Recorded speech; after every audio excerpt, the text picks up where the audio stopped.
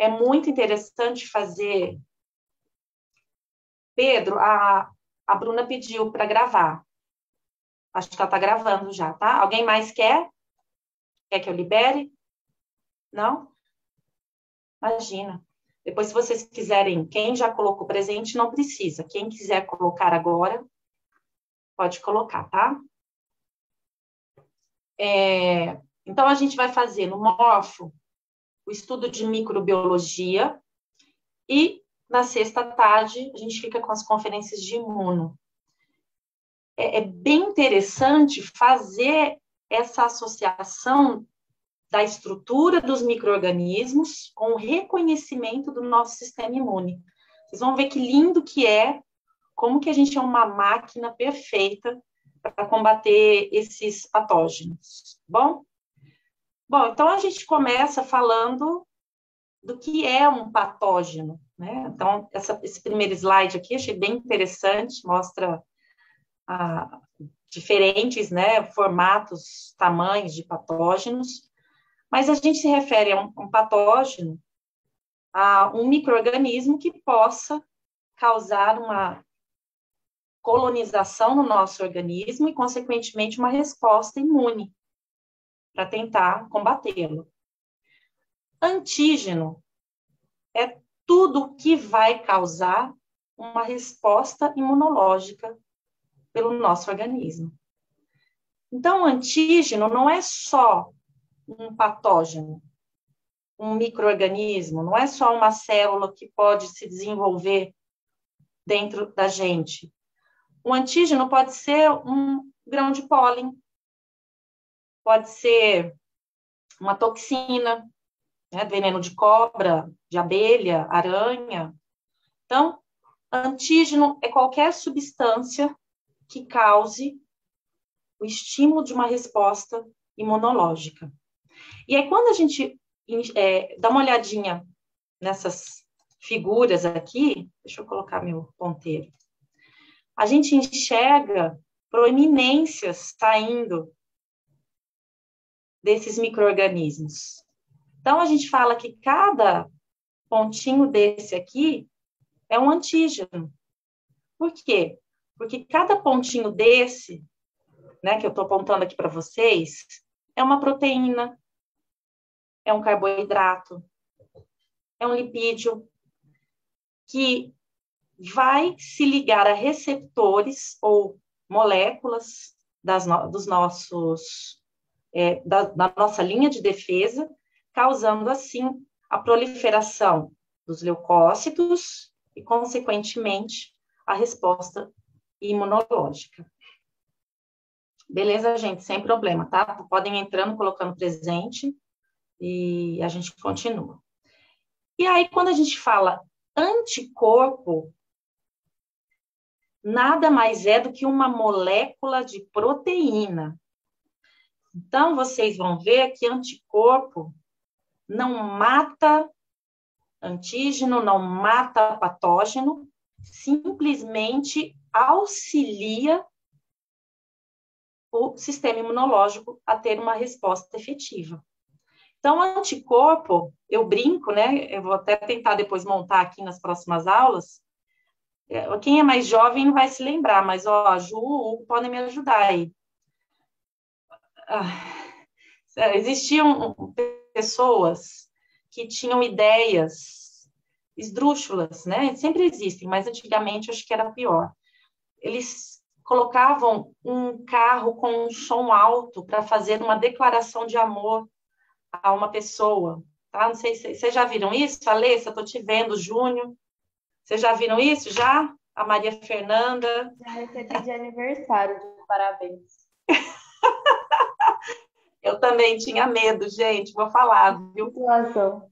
É trauma também, Ana? Ai, você também já passou por isso, Ana? Conta para nós. Já a professora, na minha época, tinha muito disso, mandar de aniversário, sabe? Ou declaração, enfim. Eu sei que eu nunca recebi, já receberam numa mesa ao lado, mas eu morro de trauma disso.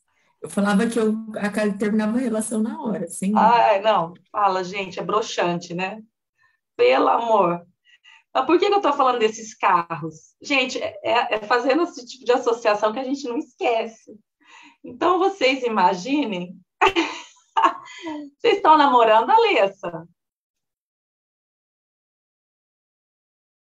Foi na roda. Ai, não sabia? Ai, faz tempo que eu não converso com vocês, uai. Então, imaginem que esses carros de som nada mais são do que os anticorpos avisando o sistema imunológico que tem alguma coisa estranha no nosso organismo. É o carrinho de som, tá? Os anticorpos são carrinhos de som, para chamar atenção. E aí vem as células que vão causar a morte desses patógenos.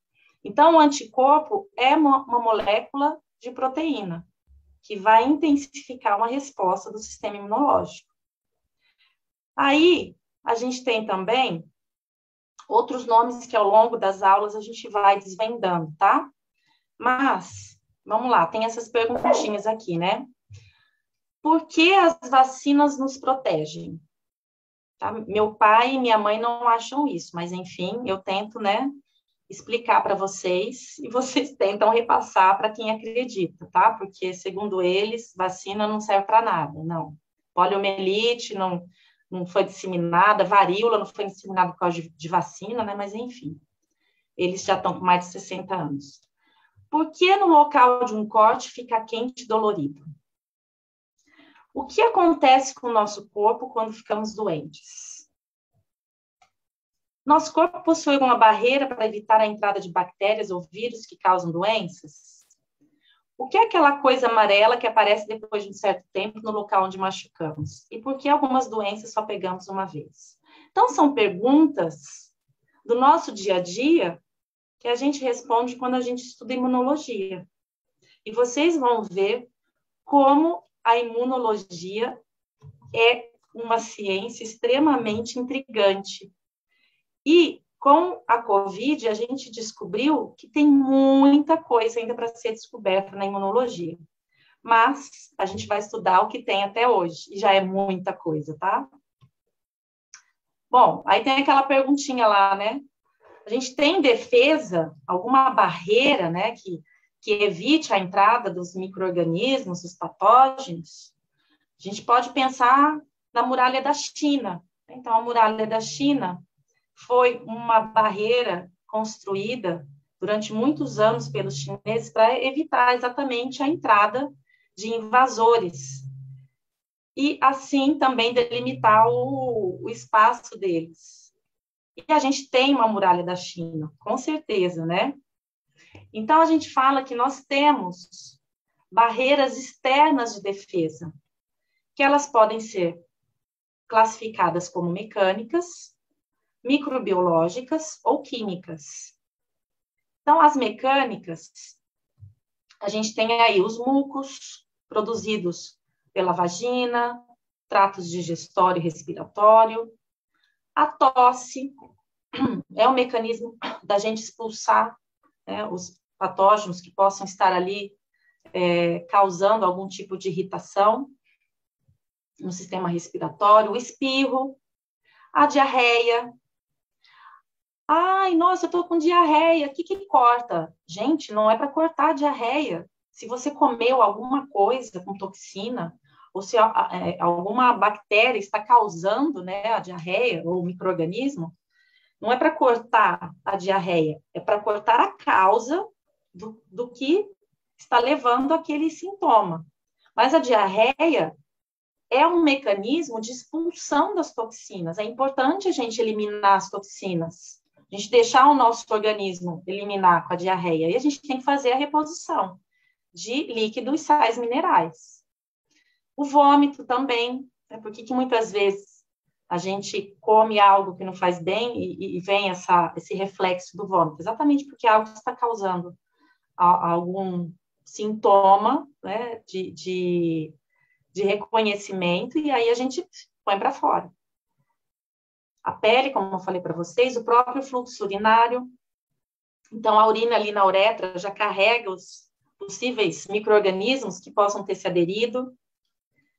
E aí a gente tem a nossa barreira microbiológica. É super importante a gente conservar a nossa microbiota. Então, vocês vão aprender a partir de agora, com esse módulo, que a gente não fala mais flora intestinal. Flora vem de botânica. Então, utilizem esse termo que é muito mais apropriado, microbiota intestinal. Ah, mas se eu for falar com o meu paciente, lógico, gente, depende do contexto. Mas se vocês forem falar num congresso, com um colega médico, ou entre vocês, utilizem esse termo, que agora é mais utilizado, tá? Que é mais apropriado, microbiota, bom? Então, a gente tem os micro-organismos da pele, do intestino, da vagina, da boca, que auxiliam na defesa contra a colonização de patógenos. Então, é super importante a gente conservar essas microbiotas. E aí a gente vai ter uma aula falando, né, principalmente da microbiota intestinal. Como que a gente pode ajudar a microbiota intestinal e, com isso, termos um sistema imunológico efetivo. Porque, por incrível que pareça, vocês podem procurar se vocês quiserem, né, tiverem curiosidade, depois nas férias também, mas o que tem de artigo recente mostrando a importância da microbiota intestinal até para o desenvolvimento do autismo. As mães, as gestantes, eles já existem evidências de que podem ativar os genes do autismo lá do feto, de acordo com o que elas comem, de acordo com o que a microbiota intestinal delas vai produzir de substância. Além disso, a gente tem transplante de fezes também, para alguns casos de tratamento de câncer, de sistema do intestino grosso. Então, gente, é uma ferramenta poderosíssima a microbiota intestinal. Tá? Então, a gente vai falar um pouquinho sobre ela, mas se vocês quiserem pesquisar, vale a pena. E aí, então, o crescimento desses micro-organismos libera substâncias que são benéficas para o nosso organismo, e a gente também vai prover substâncias para eles e um ambiente propício para a sua proliferação. Então, existe aí um equilíbrio, né, das células da microbiota com o nosso sistema imunológico. É importante também a gente ter esses micro-organismos para que o nosso sistema imunológico esteja sempre ativado na presença deles e preparado para um possível patógeno entrar ali. Então, é super importante a gente manter sempre a nossa microbiota constante, saudável. A gente tem mais células de bactérias no nosso organismo do que as nossas próprias células, para vocês terem um pouco da noção do quanto é importante a microbiota. E temos também as barreiras químicas, que aí atuam na destruição da entrada dos patógenos, né? Se as mecânicas, as microbiológicas não conseguiram bloquear a entrada desses patógenos, aí a gente tem a química, que pode ajudar, como, por exemplo, o suco gástrico, extremamente ácido. Então, a maioria dos patógenos não sobrevivem naquele ambiente hostil. Os ácidos graxos do suor também vão inibir a proliferação, né, dos micro-organismos. Existem várias enzimas na lágrima, na saliva, na secreção nasal. Uma delas vocês vão ouvir bastante, chama lisozima. É uma enzima que quebra a parede celular de algumas bactérias. Tá? Então, a gente tem...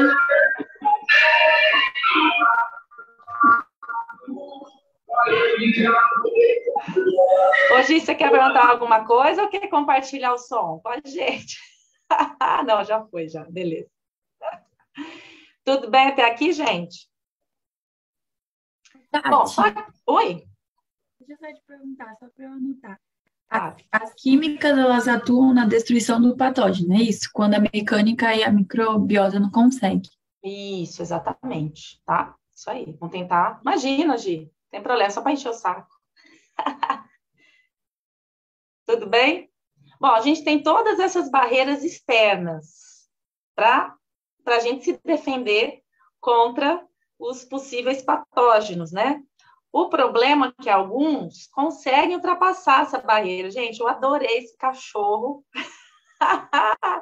escalando o muro da casa. Então, a partir do momento que esse patógeno consegue ultrapassar essas barreiras todas que nós temos, a gente tem que ter defesa, igual esse cachorrinho aí, ó, que está aí dentro, tá? A gente vai ter que ter as nossas defesas internas para tentar destruir esse patógeno e assim ele não danificar os nossos órgãos e tecidos, tá? Então, a gente tem aí um patógeno passando pelas barreiras externas de defesa, e aí vem, então, as nossas barreiras internas de defesa. Quais são essas barreiras internas de defesa? São os componentes do sistema imune. Então, nós temos vários locais do nosso organismo que atuam no combate aos patógenos. Então, quais são esses locais? Como eles são chamados? A gente vai chamar esses locais de órgãos linfóides. Temos os primários, que eu deixei destacado aqui em vermelhinho, e os secundários, que eu deixei destacado em verdinho. Quais são os órgãos linfóides primários? Nós temos a medula óssea, que é o centro da fabricação das células presentes no sangue. Então, é na medula óssea vermelha que a gente encontra o sítio, né, a localização de fabricação das hemácias, dos leucócitos, que são as células brancas, né, os glóbulos brancos, e também dos megacariócitos, que vão gerar as plaquetas. Então, lembrando, plaqueta não é célula. Plaqueta é um fragmento citoplasmático de uma célula que foi degradada na medula óssea. Então, nós temos que os ossos achatados têm medula óssea vermelha. E os outros ossos? Não tem medula óssea vermelha, tem medula óssea amarela, que é reserva de tecido adiposo. Então, a gente tem aqui o fêmur, né, que é um osso com medula óssea vermelha, as vértebras, as costelas. Agora vocês vão ter que me ajudar. Como chama esse osso aqui do quadril, gente? Pelve. Chama pelve? Tá, obrigada. Então, a pelve são esses ossos mais achatados que têm medula óssea vermelha, que é o local onde as células do sangue são fabricadas. Então, os leucócitos são os glóbulos brancos, podem ser classificados de acordo com a presença ou não de grânulos, de vesículas contendo diferentes substâncias, diferentes moléculas. E aí, então, a gente tem que o sistema imune é composto, então, por esses órgãos linfóides. Nesses órgãos linfóides, a gente vai encontrar as células, que são os leucócitos. E esses leucócitos produzem citocinas, que são moléculas para comunicação entre eles. Então, esses leucócitos liberam moléculas que recebem o nome de citocinas. E é a partir da liberação, da produção dessas citocinas, que essas células, os leucócitos, vão se comunicar. Ou eles serão ativados, ou eles serão desativados, dependendo da citocina que for produzida na situação em que o organismo se encontra. Então, nós temos... Obrigada, Hugo. Então, nós temos aí a medula óssea e o timo como os dois órgãos linfóides primários. Mas por que o timo também entra nessa classificação de primário? No timo não acontece a produção das células, mas sim a maturação de um tipo de leucócito, os linfócitos T. T de timo, T de Tate, tá? Então, por isso que os linfócitos T têm essa letra T. Por quê? São produzidos na medula óssea, mas eles só serão maturados no timo. E o timo é um órgão linfóide muito interessante. Por quê? Ele tem o seu ápice de tamanho na adolescência. E conforme a gente vai envelhecendo, ele vai diminuindo de tamanho. Ele pode chegar a 70 gramas na adolescência e a 2 gramas na... Para um pouquinho, gente. Cindy. Na terceira idade, no idoso, tá? Então, o timo é um local importante de maturação das células T, na verdade é o local em que acontece, e conforme a gente vai envelhecendo, ele vai reduzindo de tamanho. E aí é um dos motivos da gente ter também um sistema imunológico menos efetivo na velhice.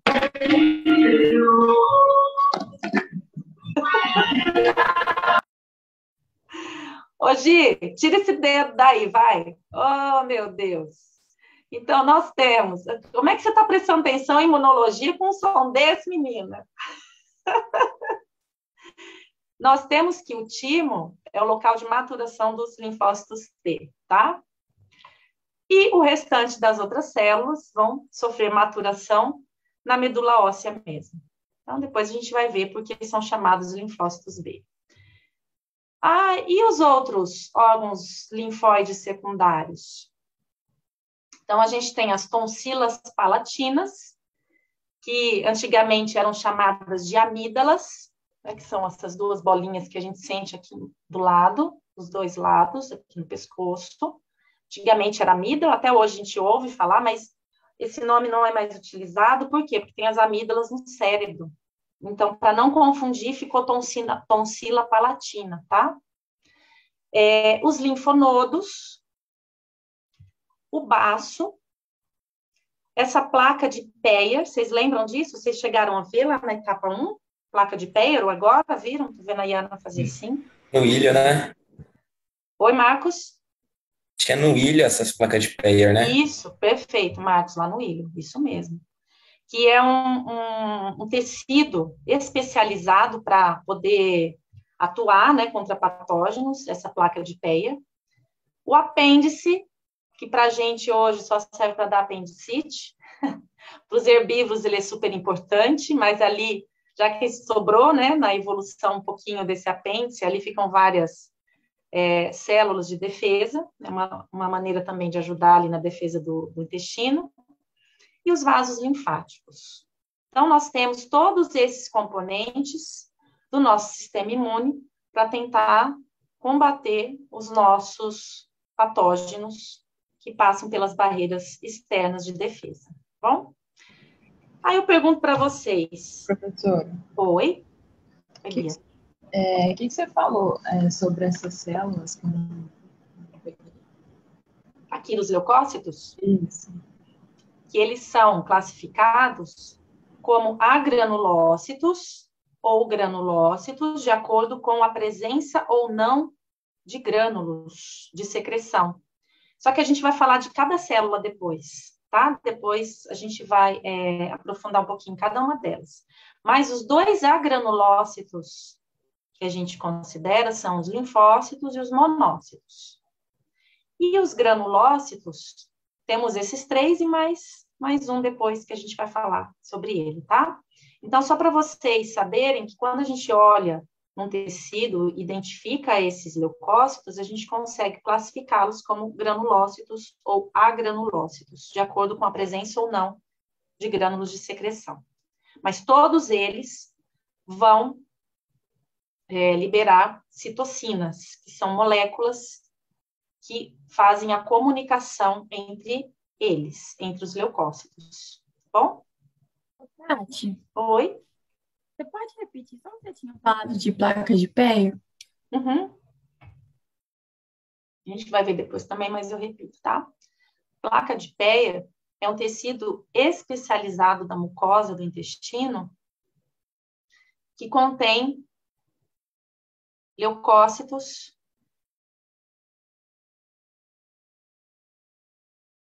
para tentar combater a entrada de patógenos. Bom? Imagina. E aí, gente, para a gente entender sistema imunológico, a gente tem que entender o que é o sistema linfático.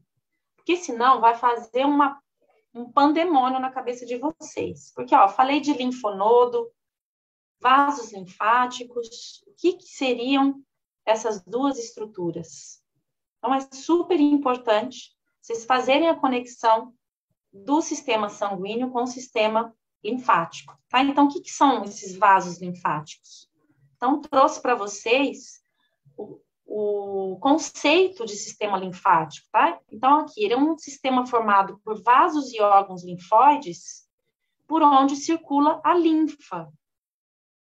Ah, o que é linfa? Vamos falar o que é linfa. Então, é basicamente um sistema auxiliar de drenagem, ou seja, um sistema auxiliar do sistema venoso do sangue. Então, a linfa seria o excesso de líquido coletado dos tecidos. E aí, a linfa, que é esse volume que vai se depositando nos tecidos, é coletado, né, todo esse excesso de líquido é coletado, a esse excesso, desculpa, desse líquido, a gente dá o nome de linfa, e essa linfa que é coletada, aqui, eu estou apontando aqui na figura, a linfa, né, que é o excesso de líquido entre as células, vai, então, para os vasos linfáticos, sendo levada essa linfa, né, os vasos linfáticos levam essa linfa até o sistema sanguíneo. E com isso, a gente tem a reposição do líquido do sistema sanguíneo. Então, a linfa também seria uma maneira de retirar substâncias tóxicas entre as células, né, dos tecidos, e também de fornecer líquido ao sangue. Então, deixar o volume do sangue sempre constante, porque a gente sempre está perdendo água, né, do sangue. Então, a gente transpira, a gente urina, então tudo isso a gente tem que pensar que tem que ser reposto. Quem ajuda nessa reposição é a linfa, proveniente dos tecidos. Então, esses vasos linfáticos têm esse fundo cego, né, que não é aberto, é um fundo fechado, e a água vai passando por osmose para esses vasos linfáticos, que apresentam somente um sentido. Imaginem um esgoto, né, um túbulo de esgoto num rio. Quando eu estava estudando, fiquei imaginando, né, o túbulo do esgoto no rio. Então, o túbulo do esgoto seria o vaso linfático, né, despejando a linfa no rio, que seria o sistema venoso. E entre os vasos linfáticos, existem essas estruturas chamadas linfonodos. Então, a gente vai ver depois o que é um linfonodo, imunologicamente falando, tá? Então, a gente tem que o sistema linfático é composto, então, pelos vasos linfáticos, os linfonodos, tecidos das tonsilas, né, que eu mostrei aqui para vocês, os ductos linfáticos. E sempre vai ter essa conexão do sistema linfático com o sistema sanguíneo. Então, nem todas as moléculas do líquido tecidual passam para os capilares sanguíneos. É o caso de moléculas de grande tamanho que são recolhidas pelos capilares linfáticos, de onde a linfa segue para os vasos linfáticos e destes para os troncos linfáticos, os quais lançam a linfa em veias de médio ou grande calibre. Geralmente aqui em cima, tá, gente? Ó, jugular e a subclávia. Isso, tá? Vocês vão ver isso melhor. Não é para ficar entrando em detalhes, mas eu gostaria que vocês entendessem o que é o sistema linfático para poder entender o que é um linfonodo e qual é a função desse linfonodo. Vocês vão ler muito a respeito do linfonodo nos livros de imuno. Então, o sistema linfático drena o excesso de líquido não drenado pelo sistema venoso, ó, cerca de 3 litros em um dia. Possui células de defesa. Então, nessa linfa, a gente tem os leucócitos passando, né, pela linfa, pelo sangue. O linfonodo, a gente tem um local onde os leucócitos ficam armazenados, esperando um patógeno aparecer. Está associado a 2 situações clínicas relevantes: propagação de infecções e metástases. Então, por isso que quando existe, né, uma pessoa com um câncer no intestino, eles falam, dos 20 linfonodos que drenam, né, ali, aquela região do intestino, 2 estavam comprometidos. Ou seja, 2 já apresentavam células cancerígenas. E quando ocorre essa metástase pelo sistema linfático, a chance de ter metástase para vários órgãos é muito grande. Tá? Então, só para vocês fazerem essa associação do que é sistema linfático, para vocês poderem entender melhor como essas células são distribuídas no nosso organismo. Os leucócitos são distribuídos no nosso organismo. Então, a gente tem aqui a estrutura de um linfonodo, tá? Então, o que é o linfonodo? É um tecido linfóide, organizado em forma de feijão, que apresenta linfócitos em seu interior. Então, ficam aqui os linfócitos B e, mais internamente, os linfócitos T. São responsáveis pela filtração da linfa e aglomeram-se ao longo dos vasos linfáticos, aos quais estão conectados. Então, gente, olhando aqui na cabeça, eu trouxe aqui para vocês essa figura, mas vocês vão ver que o linfonodo tem para o corpo todo, nas axilas, aqui na pelve, no joelho, ao longo dos músculos. Então, a gente tem linfonodo para tudo quanto é lado. Linfonodo, Luciana, ele tem linfócitos armazenados, mas outros leucócitos também passam por ele, tá? Mas ele é uma reserva de linfócitos, T e B. Mas, imagina, mas outros leucócitos, vocês vão ver, passam por eles também, tá? Então, a gente tem que eles têm essa forma de feijão. Isso, Abiezer, por isso que eu trouxe aqui essa região aqui da cabeça e pescoço. A íngua é um linfonodo? Sim.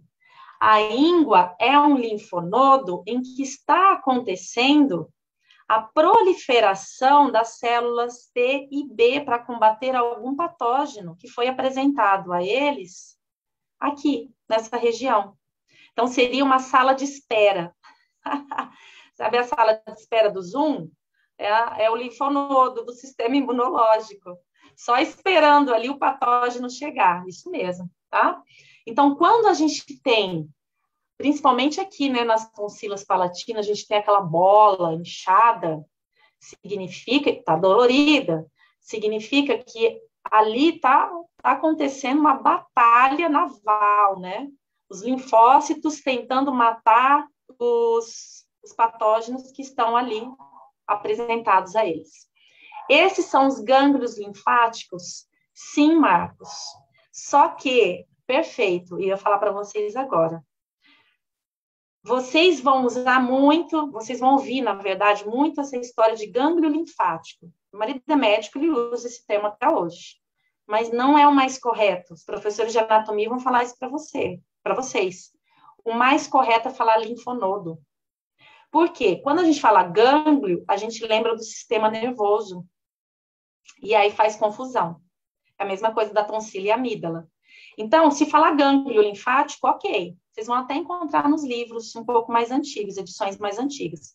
Mas o mais correto para não haver confusão é linfonodo, tá? Então, gânglio linfático é a mesma coisa que linfonodo, íngua é a mesma coisa que linfonodo, perfeito, tá? Então, aqui eu trouxe para vocês, ó, os vasos linfáticos em verde, sempre vão ser representados por verde. Se eu não me engano, vocês terão na etapa 5, etapa 6, toda essa parte do sistema linfático bem a fundo, tá? Lá no morfo. E aqui, cada feijãozinho desse é um linfonodo, tá? Então, quando a gente tem, às vezes, né, uma bolinha meio dolorida, não se preocupem, isso aqui é um linfonodo inflamado, tá? Algum patógeno foi apresentado ali para os linfócitos e esses linfócitos estão se proliferando ali no linfonodo para tentar combater esse patógeno ali apresentado para eles, tá bom? Então, nós temos que na parte côncava do linfonodo chega uma artéria e sai uma veia e um vaso linfático. Então, nós temos que, no linfonodo, os patógenos são apresentados ou pela linfa, né, pelo sistema linfático, mas também pode aparecer patógeno pelo sistema sanguíneo. Tá? Então, a gente tem aí toda essa intercomunicação do sistema linfático com o sistema sanguíneo, tá bom? Na parte convexa, chegam os vasos aferentes aqui em cima, né? Os vasos aferentes, vocês vão ver que tem válvulas nos vasos linfáticos, como se fossem veias, para o fluxo ser unidirecional. E aí, os vasos linfáticos eferentes, por onde a linfa sai. Então, a linfa entra, né? Tudo que tem na linfa vai entrar em contato com os linfócitos T e B. Então, a gente tem aí as partes, né, do linfonodo, que a gente vai ver depois melhor quando for estudar os linfócitos T e B, a ativação deles. E a saída dessa linfa para que a circulação continue. Mas é como se fosse um filtro aqui, né, gente? Imagina lá vocês filtrando pó de café para fazer o café. Então, o linfonodo seria o filtro, a água, o pó e a água, né, pensando que vai passar, parecendo rim, né, vai passar, então, a água e o pó ficaria aqui com a sujeira, tá? Ó, eu coloquei aqui para vocês um site, eu estava procurando por figuras, eu achei esse quiz. São aqueles flashcards, né, que tem uma imagem, e atrás tem as definições, nome das estruturas, e não tem só do sistema linfático, tem de outros, por isso que eu coloquei aqui para vocês, tá? Aqui eu coloquei dos linfonodos, quando vocês forem estudar, achei legal como ferramenta para vocês. E aí, a gente tem a hematopoiese na medula óssea, vermelha. Então, o que é a hematopoiese? Nada mais é do que a fabricação, a síntese das células presentes no sangue.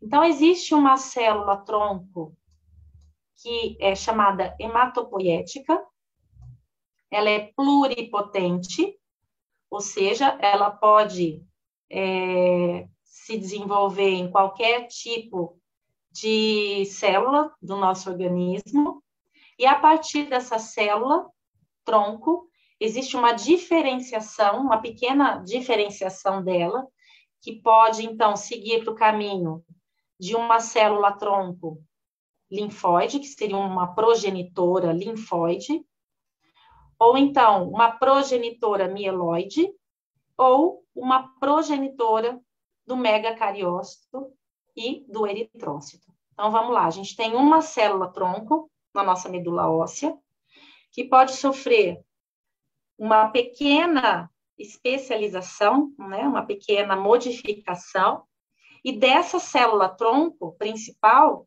3 linhagens podem sair. Então, existe a linhagem que vai formar os linfócitos, olha o nome, gente, linfóide. Então, a linhagem linfóide vai dar origem aos linfócitos B e T. Além disso, a essa célula NK, que são chamadas de natural killer, a gente vai ver certinho depois. A linhagem mieloide, que vai dar origem a todas as outras células do sistema imunológico, ou seja, todos os outros leucócitos. E a linhagem que vai dar origem às plaquetas, aqui o megacariócito gigante. Então, ele é formado dentro da medula óssea, sofre fragmentação, liberando as plaquetas para o sangue, e os eritrócitos, que são as hemácias. Então, são 3 essas linhagens. O que interessa para a gente agora são essas 2 principais. Vocês vão ver bastante falar dessas 2 linhagens, né? Linfóide e a mieloide. E aí, da mieloide, a gente tem aqui o progenitor dos granulócitos. Olha lá que a Bia perguntou. Então, os granulócitos também podem ser chamados de polimorfonucleares. Coloquei aqui para vocês, porque vocês começam a ler granulócitos, de repente, polimorfonucleares. Gente, o que é isso? Eu estava falando de uma coisa, de repente passou para outra. Não, é a mesma coisa, tá? São termos diferentes que se referem às mesmas células. PMN, vocês podem encontrar também, tá? Que são as 3 letras de polimorfonucleares. Então, a gente tem aí o neutrófilo, eosinófilo e basófilo. E aqui, que vai dar origem ao monócito. A partir, então, a gente tem desse monócito a célula dendrítica e o macrófago. E aqui dessa outra célula aqui desconhecida, o mastócito. Tá? Então, a gente tem que esses polimorfonucleares recebem esse nome porque eles apresentam núcleos lobulados. Então, em histologia, lá no morfo, vocês vão ver que dá para ver certinho se é um neutrófilo. Vão aparecer 3 bolinhas, 3 lóbulos. Dá para ver muito bem. E a célula que aparece em maior quantidade no sangue. Os eosinófilos e os basófilos, tá? Ali na célula B, não seria plasmócito? Aqui, sim, Bia, é a mesma coisa, tá? É porque esse Peter, tá? Lá o sistema imune, não fala plasmócito, fala célula plasmática. É a tradução, né, do livro. É a mesma coisa, isso aí, tá? Então, por isso que eu estou trazendo para vocês esses termos, porque cada livro vai traduzir um nome, pode traduzir com um nome diferente, aí vai começar a dar confusão, tá? Isso mesmo. Então, PMN são os granulócitos, neutrófilo, eosinófilo e basófilo, tá? E aqui eu trouxe para vocês as células e suas funções. Precisa decorar? Não, na verdade não é decorar, né, gente? Precisa entender. Como que vocês vão entender isso? Lendo e entendendo a sequência em que essas células vão surgindo e vão atuando na resposta imunológica. Decorar assim de primeira realmente é difícil, tá? Então, a gente tem aqui linfócito, tanto uma figura de livro quanto uma figura histológica. A gente tem aí que os linfócitos podem ser do tipo B, que são produtores de anticorpos, e as auxiliares ou citotóxicas, que são os linfócitos T. O plasmócito, que aqui está falando célula plasmática, né? O plasmócito é o linfócito B, que foi modificado para produzir os anticorpos, liberar esses anticorpos, secretar. Eosinófilo está bem envolvido com reações alérgicas e ação contra parasitas, os vermes protozoários, principalmente os vermes, tá? A gente vai ter bastante aumento de eosinófilo quando tem infecção parasitária. É uma maneira também da gente olhar no hemograma se a pessoa pode estar com infecção parasitária, tá? O eosinófilo é bem característico desse tipo de infecção. Vocês vão ver isso depois. As natural killer, NK, que matam células infectadas por certos vírus. Neutrófilos, primeira linha de defesa contra bactérias, principalmente, e é a morte deles que causa a formação do pus, né? Então, eles fazem fagocitose e mata bactéria de uma maneira muito eficiente. Os basófilos, que não têm muita ainda função definida, mas eles já viram que tem uma ação contra parasitas e principalmente reações alérgicas, tá? Os basófilos estão aumentados. Olha, gente, os grânulos aqui, ó, Bia, tá vendo os grânulos aqui nos basófilos? Olha os eosinófilos aqui também. E neutrófilos não está tão, né, tão explícito como nesses dois. Professora, mastócito, basófilo. As profs de maior falaram isso, mas quando eu fui ver, parece que tem origens diferentes. Marcos, você tem origens diferentes. O que elas falaram, na verdade, assim, mastócito sempre vai estar no tecido, isso mesmo, tá? Mastócito sempre no tecido, basófilo sempre no sangue. Mas eles têm origens diferentes, ó. Aqui, basófilo tem essa origem diferente do mastócito. Mas eles têm ações muito parecidas, tá? Células dendríticas. Gente, anota isso daí, vai facilitar a vida de vocês. As células dendríticas são as células que fazem a conexão do sistema imune inato com o sistema imune adaptativo. Aceitem isso por enquanto, porque depois vai facilitar a vida de vocês essa informação, tá? Então, é pela célula dendrítica que ocorre a conexão entre esses dois tipos de sistemas imunes, o inato e o adaptativo, tá? Elas são super importantes para a ativação das células T. Então, elas parecem uma estrelinha, né? Os mastócitos, que estão presentes no tecido e liberam histamina e outras substâncias para ajudar na resposta inflamatória. O megacariócito, né, que vai formar as plaquetas. E aqui, gente, isso é super importante, ó. Monócito é o que a gente encontra no sangue. Quando ele entra no tecido, a partir de um recrutamento, ele passa a ser chamado de macrófago. Então, o monócito está no sangue, percorrendo, né, os vasos sanguíneos, esperando a chamada de ajuda. Quando ele recebe essa chamada de ajuda, ele entra, ele penetra no tecido e passa a ser chamado de macrófago. Células dendríticas fazem conexão entre o sistema imune inato e adaptativo. Inato e adaptativo. Os macrófagos ficam também no tecido por muito tempo. Então, a gente encontra macrófagos em vários tecidos, tá? Eles duram muito mais tempo, né, semanas, meses, em relação aos neutrófilos, que quando eles entram no tecido, eles são mortos em no máximo 2 dias, tá? Então, a gente vai ver isso com calma. Então, nós temos que o monócito a gente encontra no exame de sangue, no hemograma, e macrófago a gente não vai encontrar no sangue, tá, gente? Tem que ser só monócito. Aí eu trouxe para vocês, ó. Então, o que a gente encontra no nosso sangue? Maior quantidade, os neutrófilos.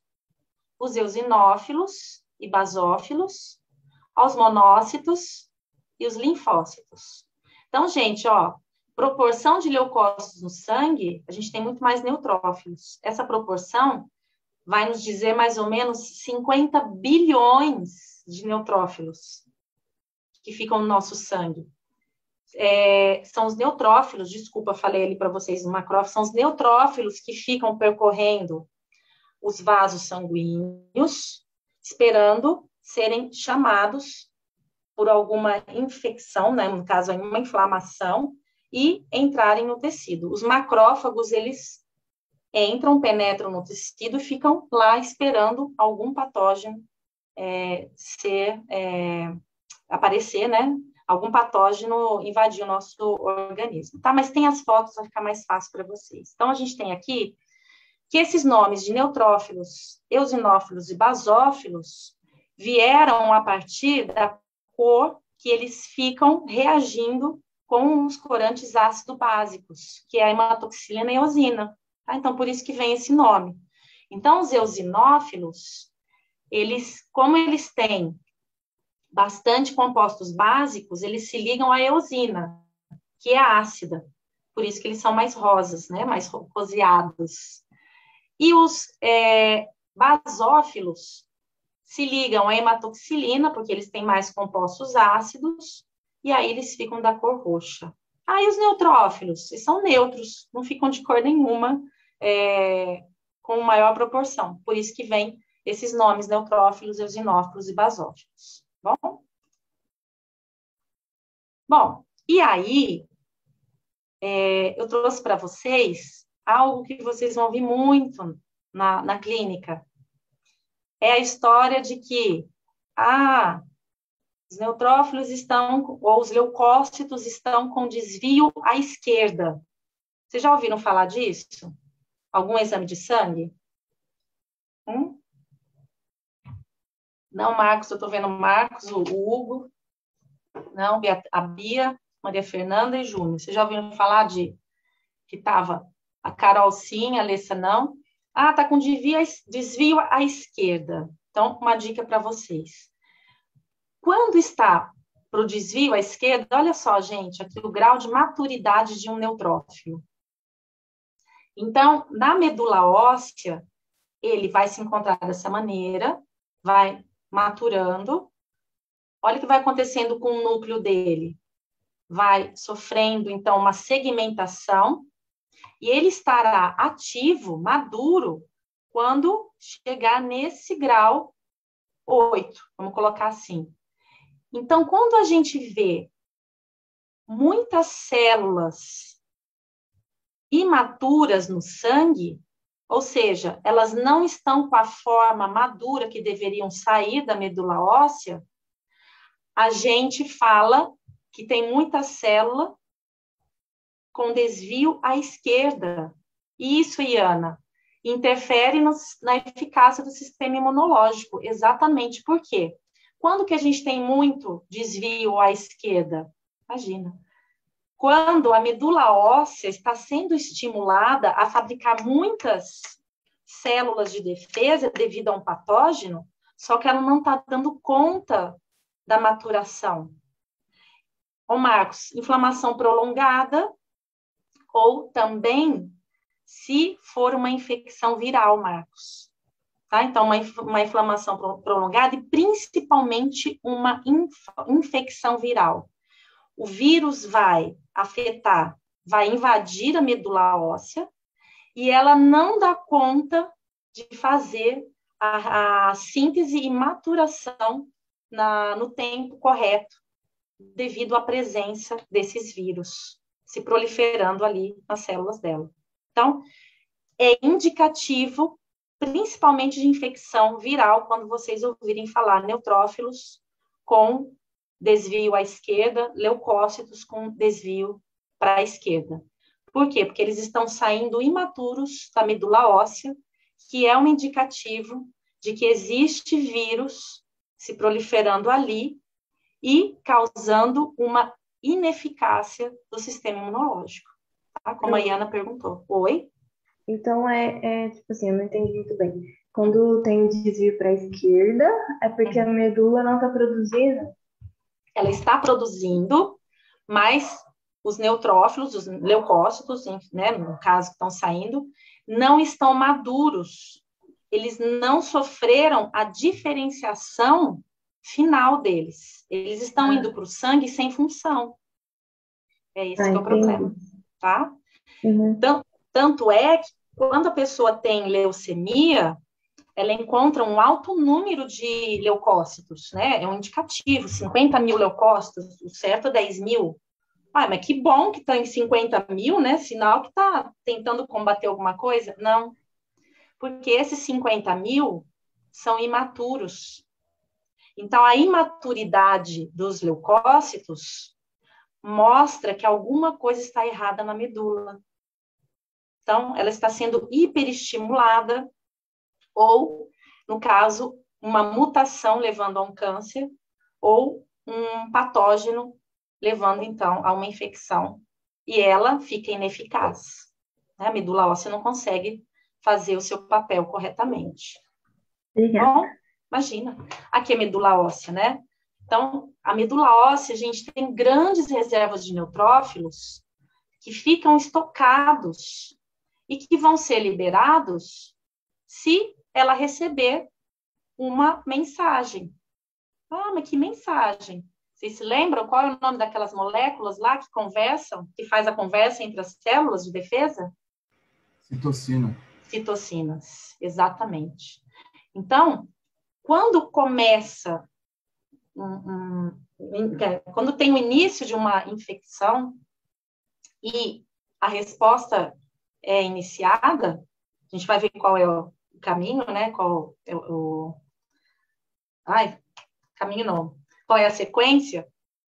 Várias citocinas são liberadas com o intuito exatamente de ativar diferentes partes do nosso organismo, e um deles é a medula óssea, para que ela solte cada vez mais células para o combate, como se fossem soldadinhos, né?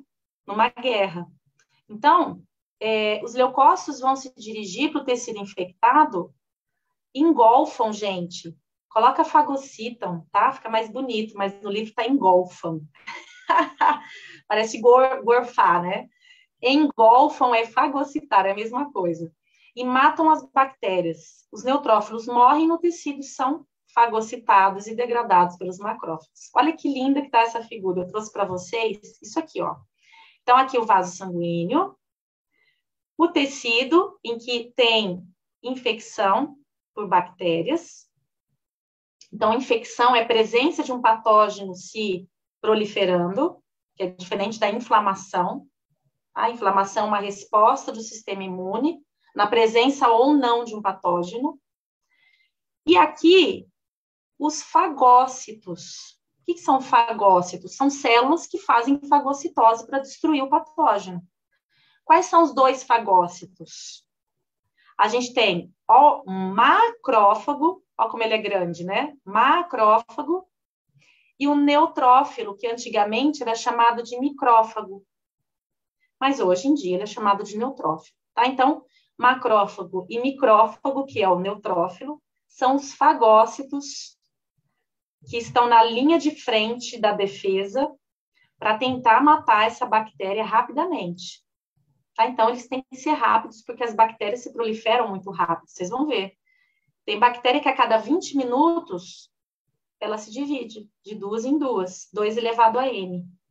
Então, em poucas horas, a gente tem aí milhões de bactérias colonizando um tecido. Então, eles precisam fagocitar rapidamente essas bactérias para que elas sejam mortas dentro deles. Então, a diferença de um anticorpo, né? Macrófago, o linfócito, Alessa, a gente ainda a gente não falou do linfócito aqui, tá? Neutrófilo, entendi. Isso. Aqui, ó, eu coloquei ele aqui, ó. Esses aqui são os neutrófilos, aqui, neutrófilos, que também eram chamados como micrófagos, e os macrófagos que ficam no tecido esperando as bactérias chegarem, ou qualquer outro patógeno, tá? Então, os macrófagos são os sentinelas. Eles são... Gente, imagina um castelo. É muito legal estudar imune imaginando um castelo, na época medieval. Ficam aqueles guardas de sentinela, são os macrófagos. E aí, se começar a invasão por outros povos, eles acordam todo mundo. Gente, vem, chama os soldados, que são os arqueiros. Eles são especializados em matar de longe. Imaginem assim, os neutrófilos são extremamente especializados em matar bactérias. Eles são muito mais eficientes do que os macrófagos. Tanto a gente pode até associar, né, neutrófilo, de neutralização mesmo, né, de bactérias. Então, um aumento dos neutrófilos no sangue é um indicativo de uma infecção bacteriana, tá? Uma outra dica para vocês aí. Bom, e quais são os tipos de sistema imune? Que vocês vão aprofundar isso na tutoria. Então, cada aula a gente vai falar de uma maneira bem aprofundada. Nós temos a primeira linha de defesa, né, que eu gosto de comparar aí com a polícia militar, é a resposta imune inata. Esse termo inato é uma palavra que significa que a gente recebe dos nossos pais. Então, é nosso, a gente já nasce com essa linha de defesa. Então, o sistema imune inato é como se fosse a polícia militar. É inespecífico. Polícia militar é chamada para briga de casal, facada num boteco, briga no trânsito, batida de carro. Então, eles fazem vários tipos de atendimentos de uma maneira inespecífica, tentando colocar ordem na cidade. É assim que funciona o nosso sistema imune inato. Apareceu qualquer patógeno, eles vão tentar dar conta do recado. O problema é quando eles não dão conta do recado. E aí a gente precisa da segunda linha de defesa, que é o sistema imune adaptativo. Que aí vem o BOP, né? Eles são extremamente especializados. Não, o BOP, ele já chega para acabar com a graça dos traficantes, né? De quem quer que seja, mas também aquele povo que é especializado para desarmar bomba.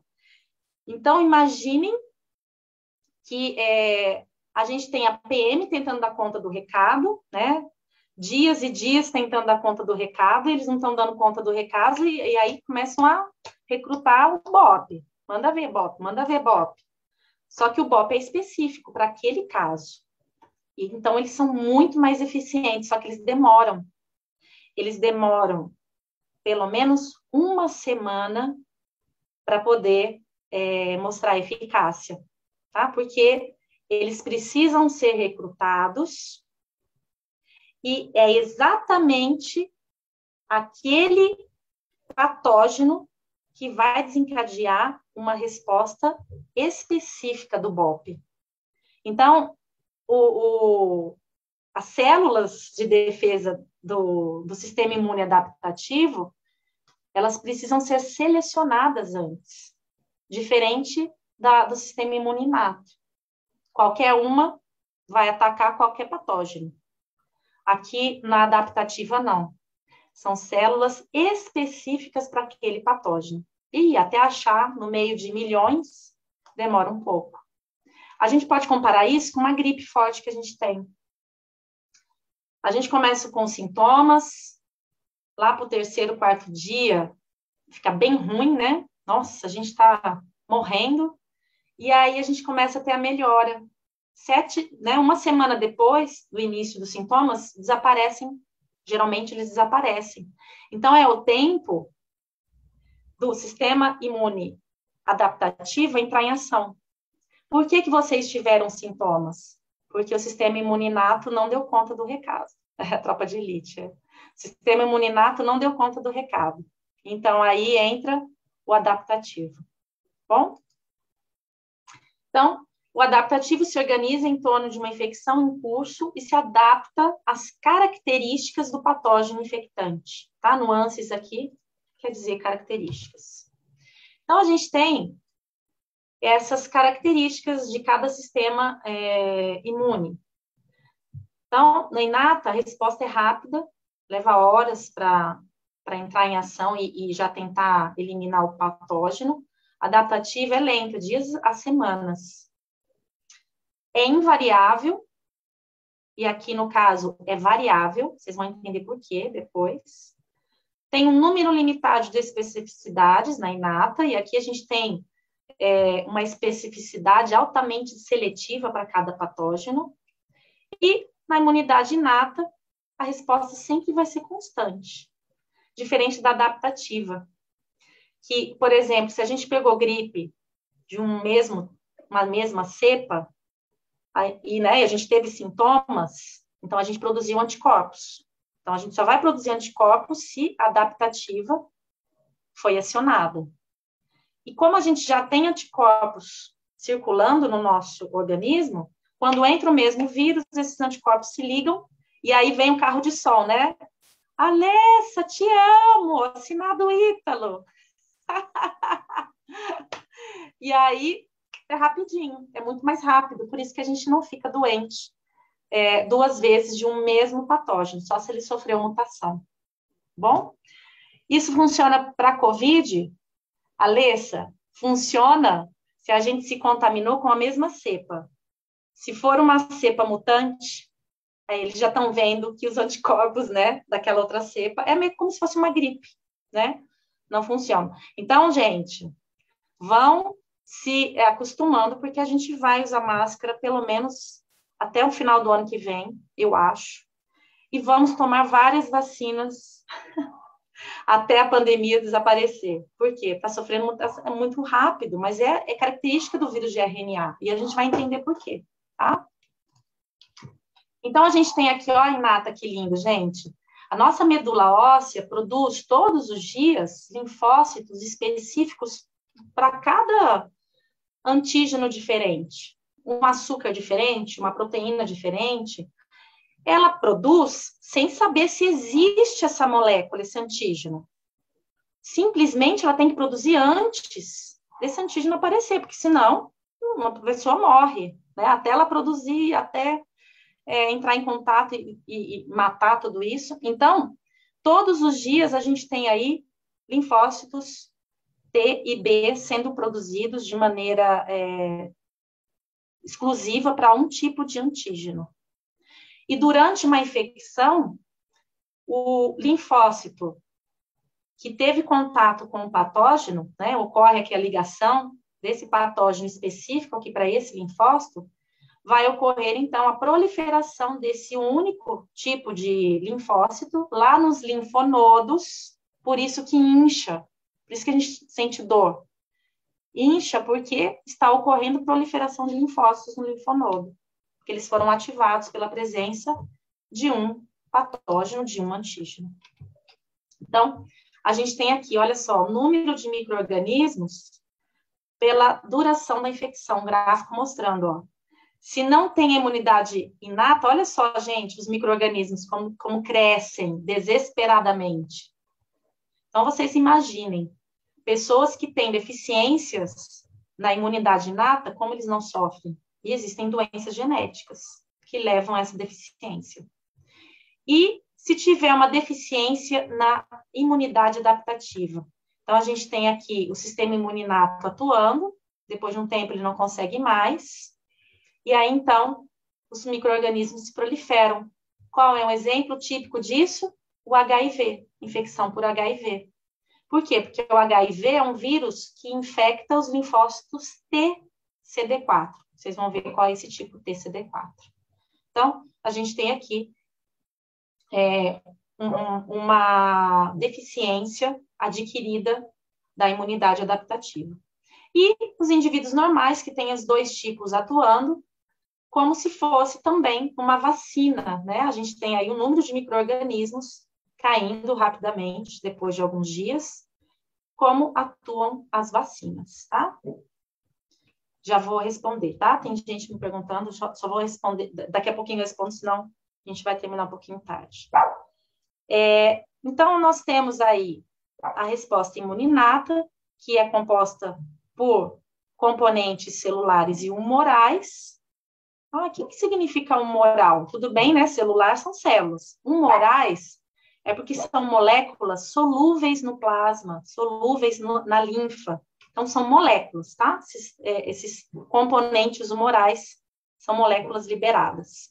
Então, a gente tem todas essas células que compõem o sistema imune inato, as que ficam nos tecidos, e nós temos essas moléculas que fazem parte do sistema imune inato. Então, existem peptídeos antimicrobianos, a própria coagulação sanguínea, o sistema complemento, vocês vão ver que é super importante esse sistema complemento, que é um conjunto de 30 proteínas produzidas pelo fígado, mediadores lipídicos, as prostaglandinas, vocês viram isso com a professora Carla, né?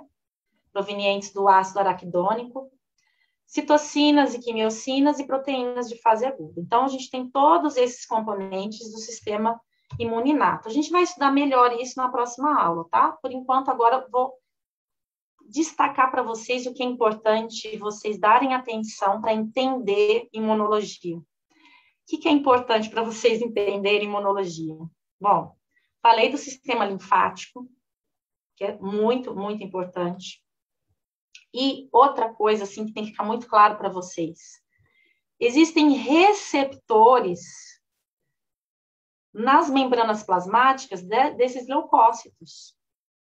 E esses receptores vão servir de gatilho para uma alteração dentro dessas células. Então, essas células estão lá, né, estão o tempo todo circulando no nosso organismo ou nos nossos tecidos. Se por um acaso algum patógeno ou algum antígeno se ligar nesses receptores, vai ocorrer uma modificação interna dessas células de defesa, levando à liberação das citocinas. É aí que essas citocinas vão comunicar as outras células de defesa para virem naquele local e tentar combater o antígeno ou o patógeno, tá? Então, a gente tem aqui diferentes receptores. Comecem estudando por isso, tá? Então, aqui é o macrófago. Então, a gente tem esses receptores de manose, de glicano, de varredura, de LPS, que vocês vão ver que é uma substância, uma molécula das bactérias gram-negativas. Segunda-feira a gente vai entender o que é isso. E esse receptor de complemento, daquele sistema complemento, tá? E existe esse TLR. Gente, quando comecei a rever imuno, porque eu tive imuno na faculdade, né? Depois na pós também tive uma disciplina de imunologia clínica.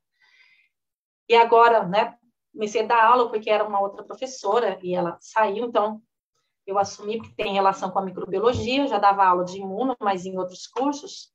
Eu falava, gente, não lembro desse TOL, o que significa essa porcaria de TLR? Por quê? Porque os livros não explicam, então a gente começa a se questionar, o que são essas siglas? No livro fala que TLR significa Toll-like Receptor. Tá, mas por que recebe esse nome receptor semelhante ao Toll? Ai, que ódio. Aí eu vou atrás, né? Vou atrás para poder entender, para dar sentido, porque senão a gente decora. Então, por que é um receptor semelhante a Toll? Porque esse receptor Toll, com essa característica, foram encontrados pela primeira vez nas moscas drosófilas, aquelas de banana, né, da fruta, pequenininhas. Então, como eles são parecidos com esses receptores que foram encontrados em mosca e receberam o nome de Toll, por isso que vem esse TLR, tá? Então, esse Toll-like aí vem de um receptor encontrado nas moscas. Por isso, eu estou explicando para vocês. É muito detalhe imuno. Se a gente não começar a entender o significado, vai ficando perdido, tá? Porque Toll em inglês é mosca? Não sei.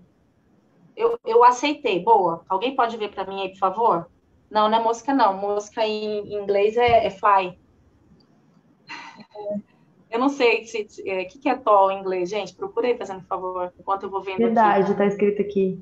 Pedágio. Uhum. Obrigada. Vai ver que é pelo formato. Eu posso ir atrás depois, mas pelo formato, que parece uma cabine de pedágio. Sei lá, tô tentando associar alguma coisa. É. Mas, gente, esse TLR, vocês vão estudar pra caramba, tá? Então, prestem atenção. Então, o Marcos está perguntando, quando o macrófago engloba a bactéria, eles acabam perdendo o receptor, Isso, o receptor vai embora junto. Boa, Marcos, ó. Que o Marcos viu aqui, receptores de manose, né? São próprios para bactérias, esses receptores de manose. Eles são englobados juntamente com a bactéria, esses receptores. Vai se formar um fagossoma, que é um endossoma, né, também, uma vesícula, que depois os lisossomos vão degradar tudo que tem aqui dentro. E os receptores?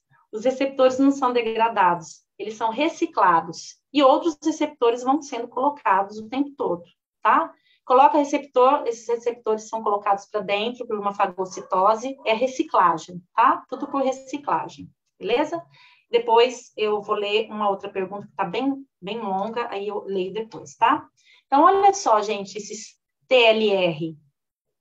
Para cada TLR, é uma molécula do patógeno que vai se ligar, gerando, aí outra informação importante para entender imuno.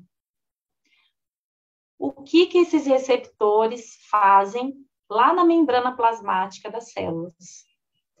Eles simplesmente vão se ligar com moléculas dos antígenos, dos patógenos, gerando uma resposta dentro da célula. Então, quando ocorre a ligação de moléculas específicas nesses receptores, existe um processo chamado transdução de sinal, que a gente viu lá na bioquímica. O que é isso? É a ativação de uma cascata enzimática. Então, uma enzima é ativada, que vai ativar outra proteína, que vai ativar outra enzima, que ativa outra proteína, até chegar a um fator de transcrição, que a gente viu biologia molecular no último módulo, semestre passado. Lembram do fator de transcrição? Que vai ativar um gene e que vai produzir as citocinas. Então, olha que coisa mais linda. Então, vamos de novo. Os receptores estão todos lá na membrana plasmática dos leucócitos, e quando a molécula específica se liga neles, gera uma transdução de sinal no citosol. Não vou ficar entrando em detalhes, que a gente só está vendo mesmo, dando uma pincelada, tá? Vocês vão ver isso depois. Essa transdução de sinal vai ativar cascatas enzimáticas, levando a uma ativação de determinados genes que vão produzir determinadas citocinas. Aí, a resposta imunológica começa. Então, é como se estivesse rufando os tambores, né, Bruno? Aí vai citocina para tudo quanto é lado. Tá bom? Então, depois deem uma olhadinha, vocês vão estudar isso com calma, mas para cada TLR existe uma molécula específica para ativá-los.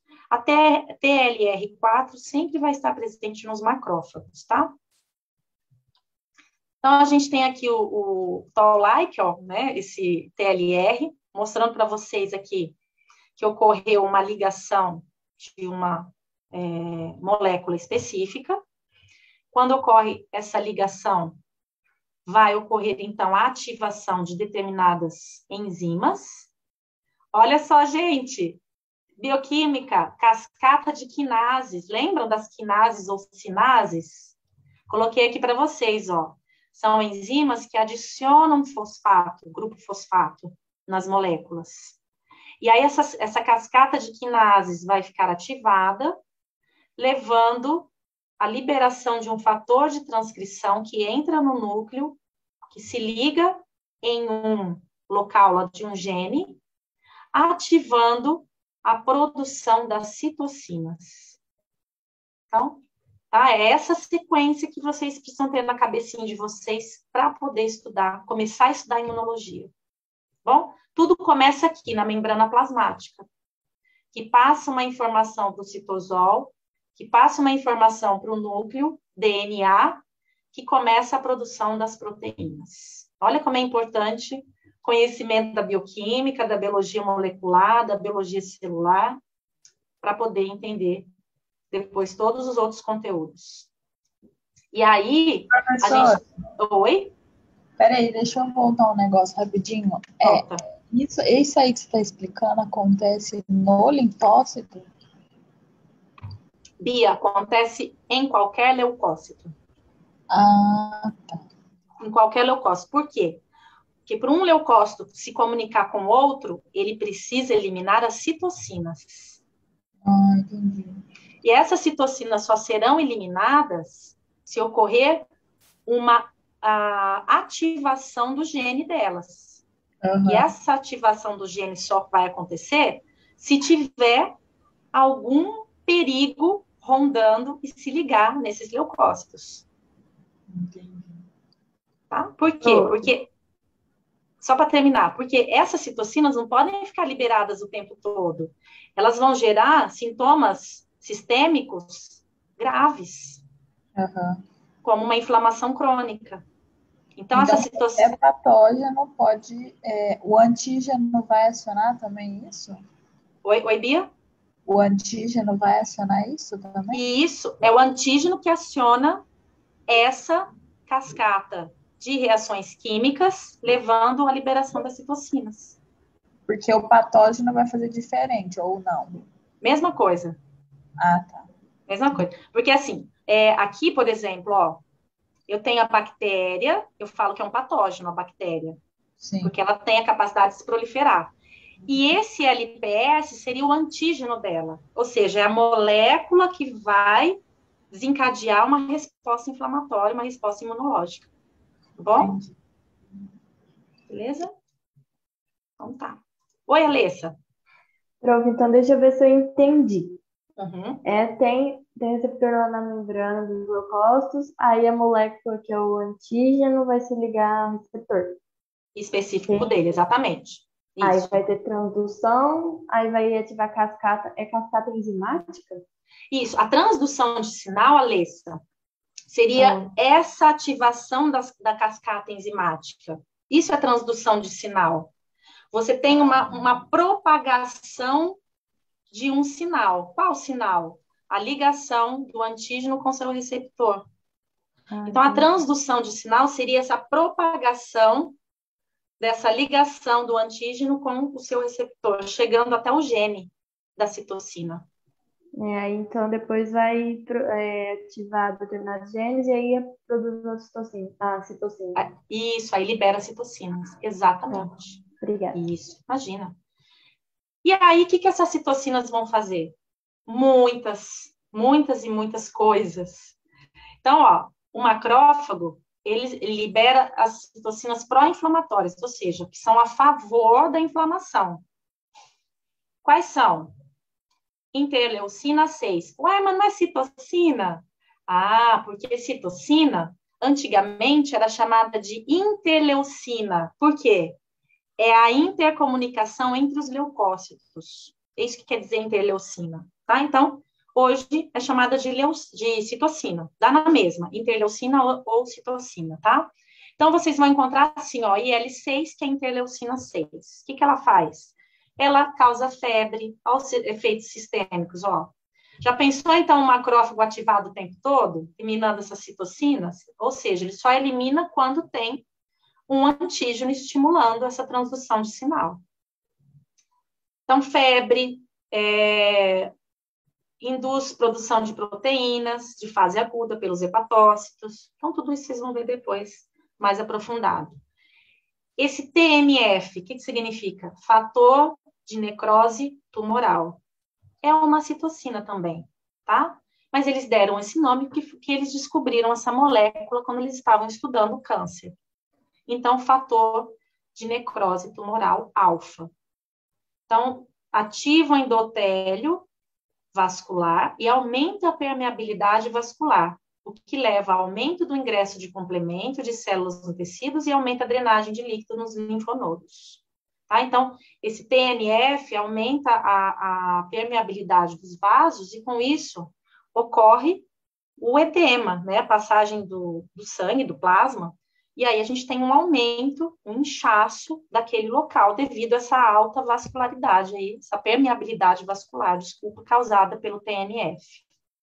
Interleucina 1, ativa também o endotélio vascular, ativa os linfócitos. Então, cada citocina se liga num receptor, fazendo o quê? A ativação de um gene, que vai causar uma diferenciação, uma modificação da célula.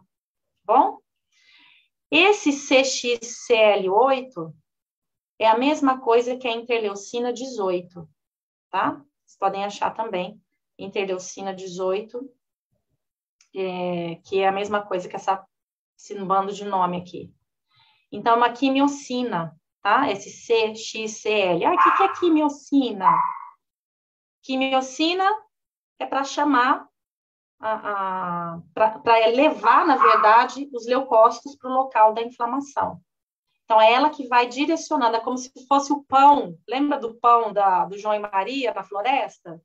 É a quimiocina do sistema imunológico, tá? Então, eles foram colocando o pão para poder voltar ao caminho lá da floresta, e as quimiocinas seriam os pães, os pedaços de pães que o sistema imunológico vai liberando para recrutar as células chegarem no local certo da inflamação. E a interleucina 12 vai ativar as NK. Então, a gente tem aqui os receptores dos neutrófilos, estão vendo? Ó, são nomes um pouco diferentes e tem nomes muito parecidos. Ó, o receptor da manose, que tem nos macrófagos, também tem nos neutrófilos. O receptor do complemento, esse de glicano. Então, para o LPS, que é da molécula da bactéria. Então, a gente vê receptores em cada célula para reagir com cada tipo de molécula. Alessa, tem que saber todos esses receptores? Assim, o que eu vou falar para vocês? O TLR tem que saber, com certeza, tá? Esse aí, o 4 principalmente, que é para LPS. Saber que existem receptores para o sistema complemento, isso é importante também. Saber que existem receptores para manose. Por que manose? Porque é um açúcar que tu encontra só em bactéria.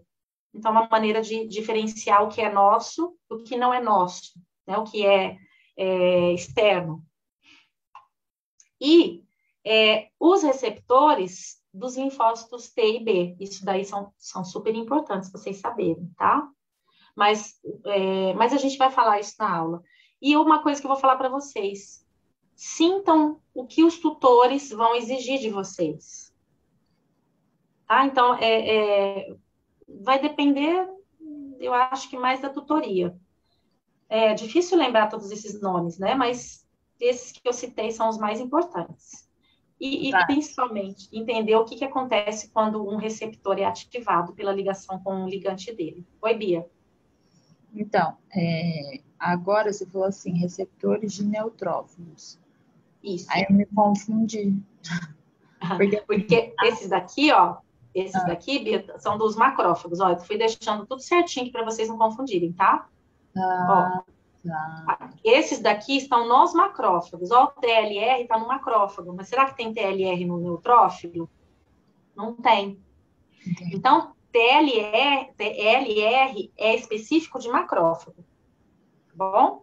Então, eu fui deixando assim para ficar bem claro para vocês, tá? Tentei esmiuçar o máximo que eu podia. Gente, eu sei que hoje é sexta-feira, vocês estão cansados, mas aguenta aí que é importante, tá? Que eu fui tentando pegar os pontos principais da imuno para ajudá-los a estudar, tá bom? A gente vai terminar, não vai demorar muito mais não. Então, olha só, o que os neutrófilos fazem?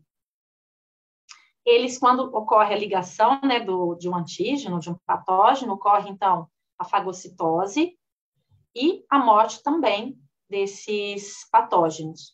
Só que os neutrófilos são extremamente eficazes na morte desses patógenos, porque eles têm esse sistema enzimático que utiliza aqueles radicais livres que vocês viram no último problema de bioquímica, que são chamados de EROS. Lembram? Espécies reativas de oxigênio. Então, esses EROS danificam muito rapidamente o patógeno. Então, até no livro fala explosão oxidativa. Então, essa explosão oxidativa que acontece dentro dos neutrófilos não acontece nos macrófagos. Então, isso daqui ajuda na destruição rápida dos patógenos, principalmente das bactérias, tá? Então, vocês vão ver depois, né? Vão aprofundar o estudo. Eu estou dando um peteleco aí inicial para vocês verem a importância, né, dessas células e a função delas. E a presença dessa cascata aqui enzimática danifica também as organelas, né, o que é interno dos neutrófilos, por isso que eles não vivem muito tempo. Assim que eles começam a fagocitar os patógenos, eles vivem horas. Então, os neutrófilos, eles matam eficientemente e entram em apoptose, ou então, no caso, eles vão ser fagocitados pelos macrófagos e morrem. O resto deles é o pus. Bom? Aqui também os neutrófilos. Olha o que tem também nos neutrófilos. Um receptor para quimiocina. Lembra da quimiocina? É o pãozinho lá do João e Maria. Então, os neutrófilos, como eles ficam no sangue, na parede dos vasos sanguíneos, eles ficam esperando serem recrutados pelos macrófagos que estão no tecido. E aí, quando eles entram, eles vão seguir o caminho das quimiocinas. Então, as quimiocinas, elas vão se ligando nesses receptores presentes na membrana plasmática, causando uma modificação na expressão gênica do citoesqueleto dos neutrófilos. Por que do citoesqueleto? Porque vai ocorrendo aquela emissão de pés, lembra os pseudópodes? Isso, Ju, as quimiocinas são um tipo de citocinas, só que elas servem para orientar as células para o local da infecção, para o local dos patógenos. Então, elas são sinalizadores, são citocinas especializadas para sinalizar o local da infecção, tá? Ô, Tati. Oi?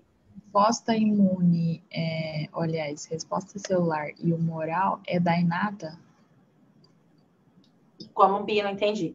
Resposta celular e humoral é da inata? Pegando aquele slide que eu mostrei para vocês. Aquele primeiro lá, tá? Ó. Pegando esse primeiro slide aqui, celulares, isso aqui é da inata. Mas toda vez que vocês ouvirem falar teve resposta humoral, é porque está se referindo aos anticorpos. Aí já está pegando adaptativo. Quando for no geral, entendeu? Aqui, eu estou falando do específico da inata. Entendi. Então, mas tem toda vez celular e humoral nas duas. Tem. Exatamente, Bia. Por quê? Porque o humoral vem dessas moléculas solúveis, que são as citocinas, né? São as quimiocinas, isso mesmo, tá? Ó, natural killer, anotem aí qual que é a função delas. Elas destroem células que estão infectadas por parasitas intracelulares. Então, as natural killer, elas não fazem fagocitose. Elas liberam moléculas que vão destruir a célula infectada. Olha que bonitinho aqui mostrando essa figura, né? Então, ela tem receptores que, quando se ligam às células infectadas, ela vai sofrer uma modificação, liberando enzimas, porfirinas, né? Porfirinas são moléculas que abrem poros nas membranas plasmáticas, causando a morte da célula infectada por esse parasita intracelular. Bom? Eu só tô vendo o mirim caindo. Esse povo não fica de jeito nenhum, né? Tá bom. Importante ficar vocês que são interessados. Aqui, quais são os componentes humorais do sistema imune inato? Então, a gente tem que eles estão presentes no plasma, no espaço extracelular dos tecidos. Então, a gente tem os peptídeos antimicrobianos, vocês vão ver esses nomes aqui, ó, defensinas, que tem de 35 a 40 aminoácidos. As natural killer, né? As natural killer destroem as células infectadas por parasitas intracelulares. Ah, tá. Desculpa, eu vi que a Adriele que fez a pergunta. Obrigada. O sistema de coagulação sanguínea, que é superativado em algumas pessoas pelo COVID, né? Esse que é um dos problemas da infecção, né? Pelo COVID, não. Pelo coronavírus ou SARS-CoV-2, tá? Então, a gente tem aí que essa coagulação sanguínea é importante acontecer em pequenas quantidades para poder reter esses patógenos e eles não se disseminarem pelo organismo. Mas não pode ser muito, né? Componentes humorais, Bia, são todas as moléculas solúveis, as citocinas, os peptídeos antimicrobianos, as proteínas que fazem coagulação sanguínea, as plaquetas também, tá? O sistema complemento, tudo que for molécula que vai ajudar faz parte do sistema humoral. Tá, tirando Do o componente. então agora eu peguei, entendi. Tá? Tirando nome, né? isso. Tirando as células. Né? Isso, que está lá naquele slide. Então, o sistema imuninato, ele é composto pelo componente celular, que são as células, e pelo componente humoral, que são as moléculas. Entendi. Isso, tá? Ai, puxei aqui meu fio. E o sistema complemento, que são proteínas, mais ou menos 30, produzidas pelo fígado, e que vão formar um poro na membrana do patógeno, fazendo com que ele morra. Então, olha só que interessante o sistema complemento. Não vou entrar em detalhes, a gente vai ver isso depois, porque a gente tem que terminar, né? Já são 15 para 6, mas eu não ia mesmo entrar em detalhes agora. Então, o sistema complemento, vocês vão ver que o mais importante é o C3 e o C5, tá? São principalmente o C3, tá? O C3 é a proteína mais importante do sistema complemento. São várias proteínas. Precisa ficar decorando isso? Não, precisa entender quais são os meios de ativação do sistema complemento e a função dele. Então, o sistema complemento ajuda o sistema imuninato, né? Ai, cachorra louca. O sistema imuninato. Cindy, fica quieta. Gente, desculpa. Depois é bom que vocês assistem morrendo de rir, né? Então, olha só o sistema complemento. Ele ajuda no recrutamento dos leucócitos e também, na destruição dos patógenos, formando um poro. Quanto dessas proteínas fazem parte do sistema complemento, gente? Cindy Lauper. A Cinderela, Cindy Lauper. Então, são várias proteínas do sistema complemento que, quando uma se liga na outra, ocorre ativação de uma, aí digestão da outra, e aí um pedaço da outra vai ajudar a fazer uma coisa, o pedaço vai ajudar a fazer outra. Então, olha só, uma cascata de reação dessas proteínas, levando a um poro aqui na membrana de parasitas, né, de patógenos, fazendo com que ocorra, sim, a morte deles. Desse sistema complemento, Cindy, por favor, desse sistema complemento,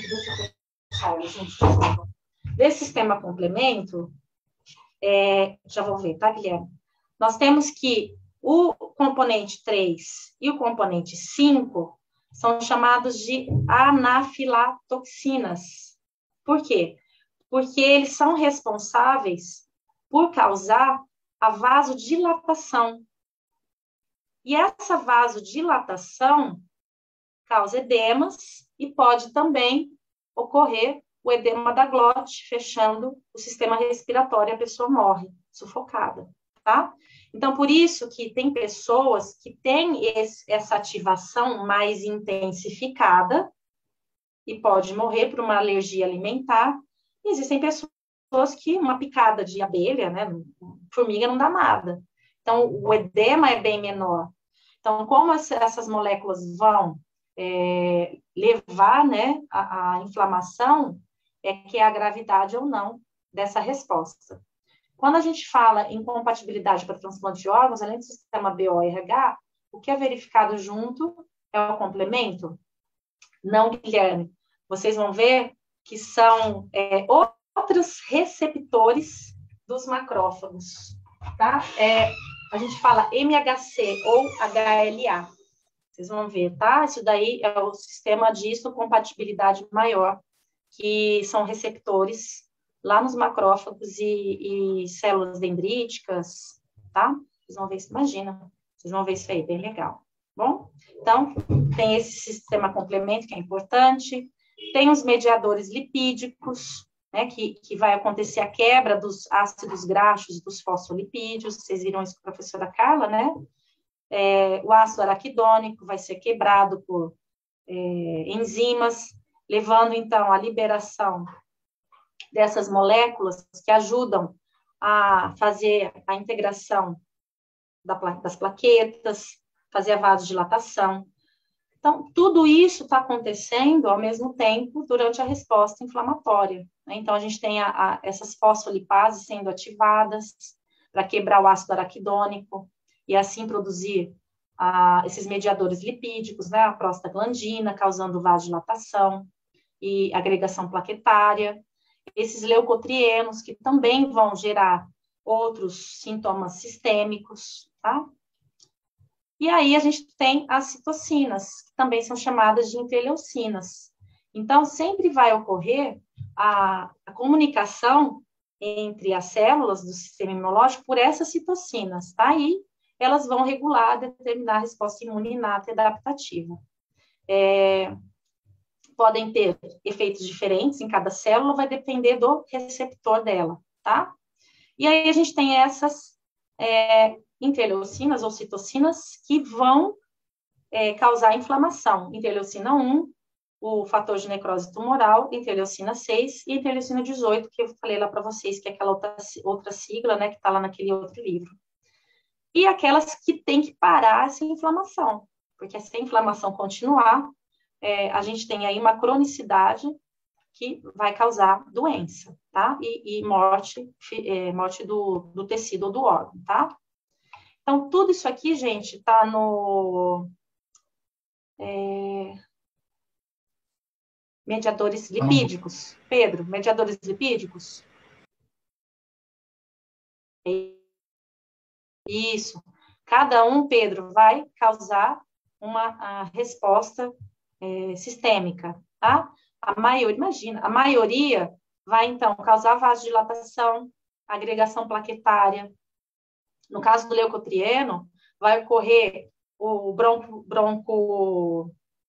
opa, cadê? Como é que é?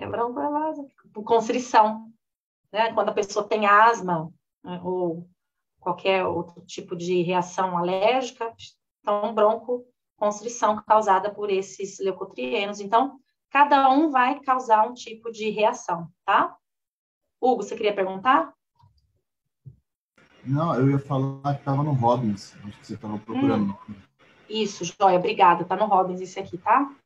Então, cada citocina tem uma ação principal. Então, ó, a interleucina 1, o TNF vão fazer vasodilatação, assim os neutrófilos conseguem, os linfócitos conseguem entrar nos tecidos e matar o patógeno, tá? Então, é isso que é importante vocês estudarem e não esquecerem, tá?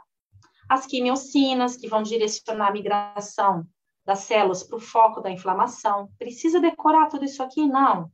Precisa entender o que é uma quimiocina, tá?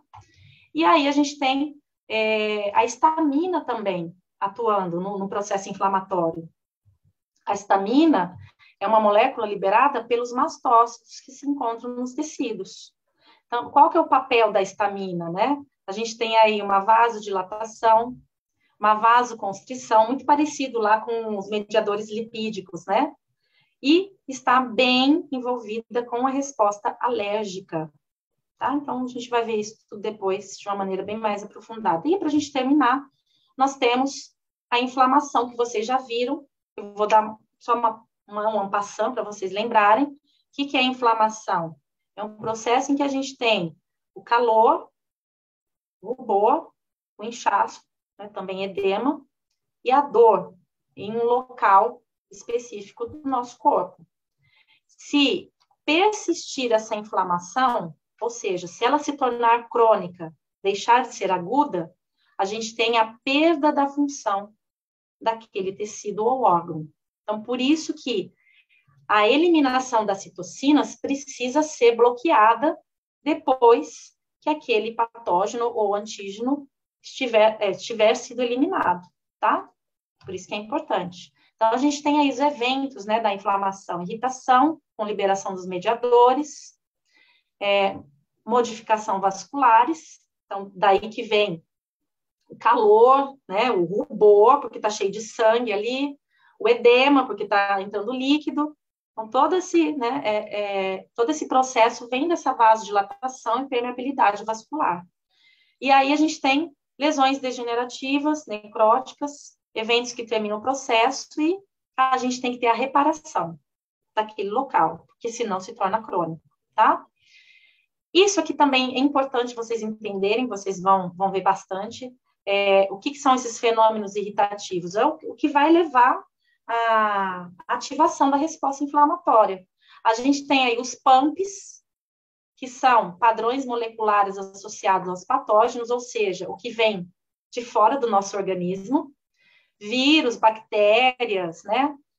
Tudo que tiver ligado a esses patógenos, que são os antígenos, vai causar ativação dessa resposta inflamatória.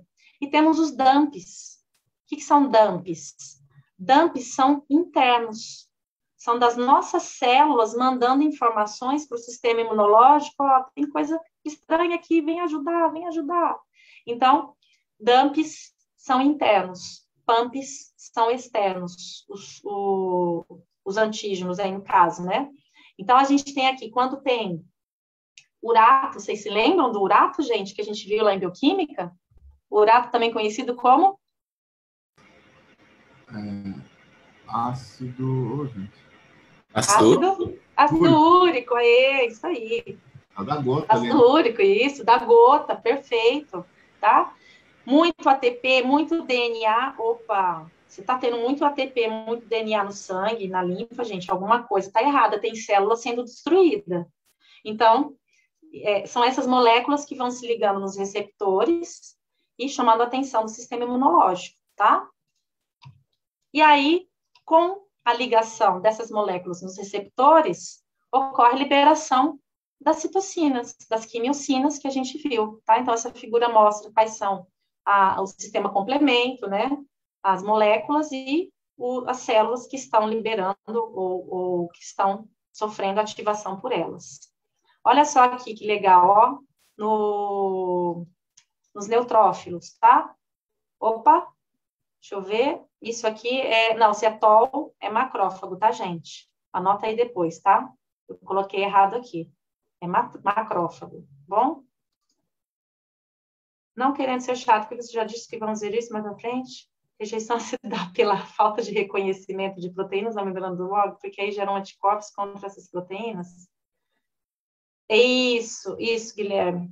Na verdade, a presença dessas proteínas estranhas geram a formação de anticorpos e o reconhecimento como se fosse isso aqui, ó, como se fossem PAMPs, levando à reação inflamatória e rejeição. Aí o órgão, por ser algo crônico, perde a sua função. Tá bom? Iana, se você tiver aí, já vou te responder, tá? Estou terminando, gente. E nós temos, então, que no caso dos neutrófilos, né, eles vão fagocitar a partir da ligação de um patógeno, um antígeno, e a morte e degradação, principalmente utilizando aquela explosão oxidativa, né, que vai usar aí os radicais livres para destruir mais rapidamente as células, os patógenos. Bom, para a gente terminar, eu só queria passar para vocês que existem essas moléculas de adesão que vão orientar os movimentos dos leucócitos do sangue com os tecidos. Então, como que um neutrófilo sabe que ele precisa entrar naquele local, porque ali está tendo uma infecção? Porque existem moléculas na parede do endotélio, né, das células endoteliais, que são as selectinas e as integrinas. São essas duas moléculas aqui, que vão se ligar com moléculas presentes nos neutrófilos. Então, quando os neutrófilos se ligam nesses receptores aqui do endotélio, ali eles sabem, na verdade, não é que eles sabem, né? Eles vão parando de rolar, vão sofrendo uma modificação na sua estrutura celular e entram naquele vão que ele encontrar no endotélio, tá? Isso, Iana, na verdade, a gente chama de extravasamento. Opsonização é o que o anticorpo faz quando se liga com o antígeno, quando o sistema complemento se liga com o antígeno. Então, tanto o anticorpo como o sistema complemento estão opsonizando o antígeno, estão escondendo aquele antígeno, ele não consegue mais se ligar no receptor das células para poder se proliferar. E essa opsonização ajuda na fagocitose do antígeno para ele ser destruído. Tá? Então, opsonizar é a ligação do anticorpo ao sistema complemento. Não, tudo bem, Marcos. Eu peço desculpa pelo horário, gente. Para poder esconder aquele antígeno, tá? Então, gente, ó, a selectina e integrina estão no endotélio. A adrecina e ICAM estão no neutrófilo, tá? Coloquei aqui para vocês para facilitar.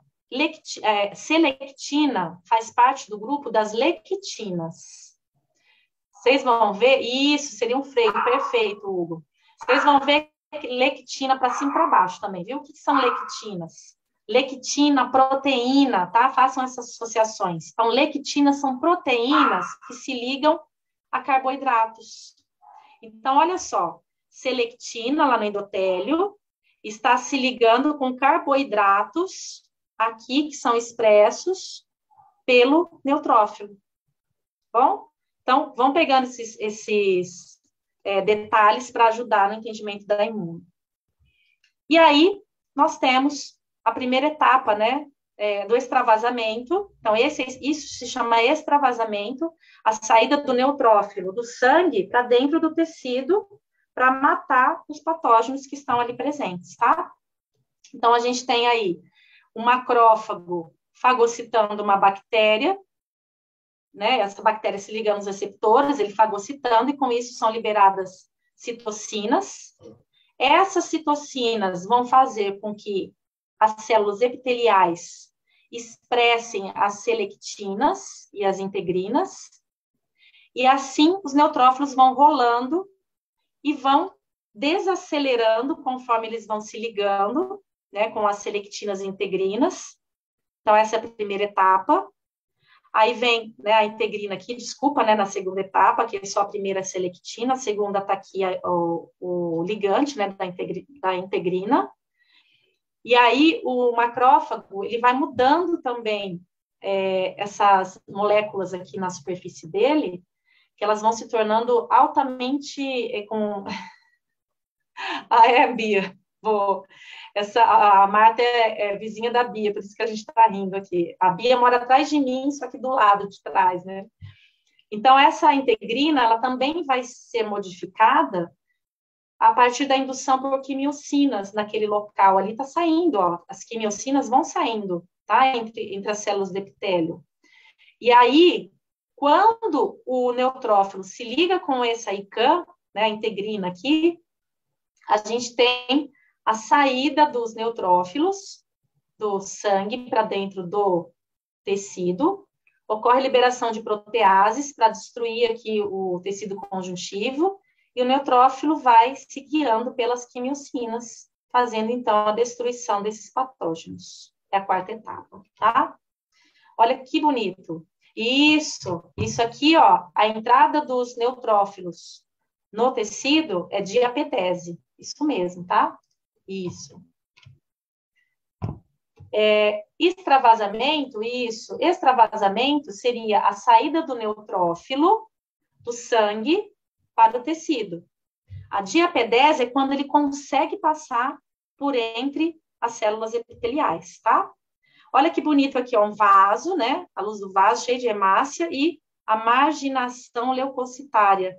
Aqui mostrando o neutrófilo, que lindo, gente, tem 3, ó, né? 3 lóbulos nucleares. E aqui, de novo, para vocês verem de uma maneira geral, a gente está terminando, que existem várias células nos tecidos, né? Macrófago, dendrítica e mastócito. E aí, se algum antígeno se ligar com os receptores deles, vai ocorrer a liberação de citocinas. Essas citocinas vão para o sangue, vão recrutar, assim, as outras células de defesa. E, com isso, ocorre a destruição dos patógenos. Só que a gente tem que ter o reparo, né, gente? Porque ali ocorreu uma destruição também das células do tecido, do nosso tecido. Então, essa liberação de citocinas, pus, né, a morte dos neutrófilos, também vai causando uma destruição ali do tecido. E a gente tem que ter o reparo. E aí, mostrando para vocês a quantidade de neutrófilos e macrófagos, né, numa infecção, mostrando, então, a vida curta dos neutrófilos e dos macrófagos que têm uma vida longa, né?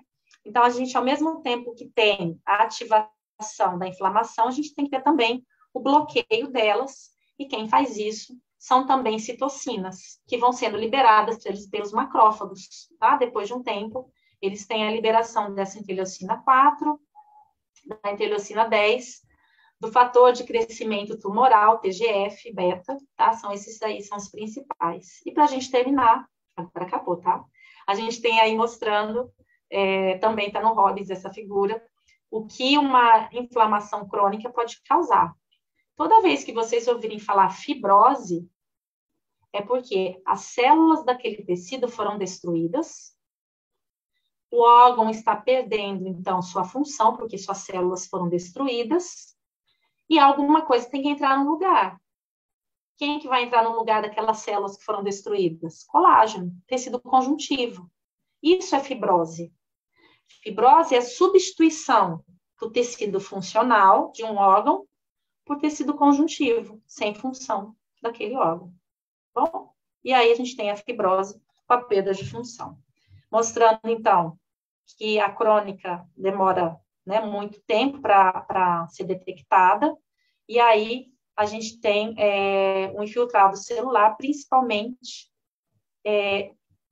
isso, Iana, principalmente por neutrófilos na aguda e linfócitos e macrófagos na crônica. Perfeito. A cicatriz é uma fibrose. A queloide é uma intensificação de produção de colágeno. Então, por isso que fica alta, porque tem muito colágeno. Isso geralmente é genético, uma propensão que as pessoas têm, tá? Geralmente, pessoas asiáticas e negras, né, mais morenas, têm queloide. Gente, ó, esse livro aqui, muito bom, tá? Comecem por ele, um conselho que eu dou, depois vocês vão pro Abas. Porque esse aqui é o Leninger da biologia, da imunologia, tá? E o Reut também tá muito legal, tem muita figura bonita. E usem os de patologia, porque ajudam bastante a dar um contexto geral, tá? Eu vou parar aqui e vou responder o que a Iana tinha perguntado. Mais uma vez, desculpa pelo horário, mas eu queria que fosse bem devagar para começar a imunologia de uma maneira vantajosa para vocês, gente, porque não é fácil mesmo, tá? Mas é muito interessante. Depois, quando dá o clique,